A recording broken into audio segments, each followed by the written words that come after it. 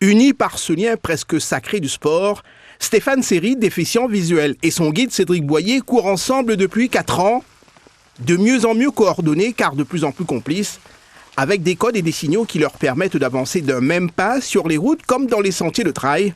Ensemble, ils ont relevé pas mal de défis. Ils sont même devenus champions de la Réunion de course de montagne, un sacré duo qui fait exploser tous les a priori sur le handicap. Moi, je dirais plutôt une équipe qui marche très bien, on s'entend très bien, donc c'est plus une équipe qu'un duo.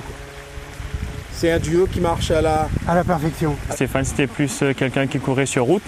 Donc moi, je suis plutôt trailer, montagne, etc. Donc là, j'ai voulu montrer à Stéphane que lui aussi pouvait réussir. Et du coup, le gros travail a été là-dessus, le préparer pendant 1 an à ce qu'il puisse aller dans les sentiers. Voilà. Je les vois déjà. Voilà, comme ça, tu es fier. Depuis, Stéphane et Cédric ont contourné bien des obstacles pour arriver à des fins qu'on leur disait impossibles. Ensemble, ils vont tenter le défi du Métis Trail lors du prochain Grand Raid. Un engagement fort pour la cause du handisport qui leur vaut aujourd'hui d'avoir été choisis comme porteurs de la flamme olympique dans l'Est, avec une lettre d'encouragement du président Emmanuel Macron en personne. Entre surprise et fierté, Stéphane apprécie cette reconnaissance. Ah, c'est bien, non? Donc, mais bien. C'était une sacrée surprise pour moi, donc content et étonné aussi. Et je suis très honoré, surtout de Monsieur le Président. Ça représente quoi pour toi, du coup? C'est une fierté.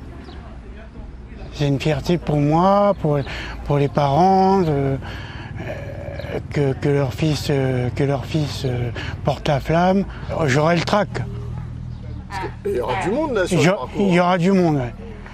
Mais moi, c'est plutôt le public. Le public, je serai très intimidé. J'aurai le trac surtout. On ne va pas non plus se prendre trop la tête, ça va être tranquille et puis faire ça sérieusement et surtout que en portant la flamme, surtout que Stéphane soit fier de porter cette flamme et moi aussi pareil. C'est vrai qu'en tant que guide, il y aura un travail aussi supplémentaire de bien gérer ce qu'il y a autour pour pas qu'il puisse tomber ou autre, mais je pense que les honneurs c'est pour Stéphane. Voilà, nickel.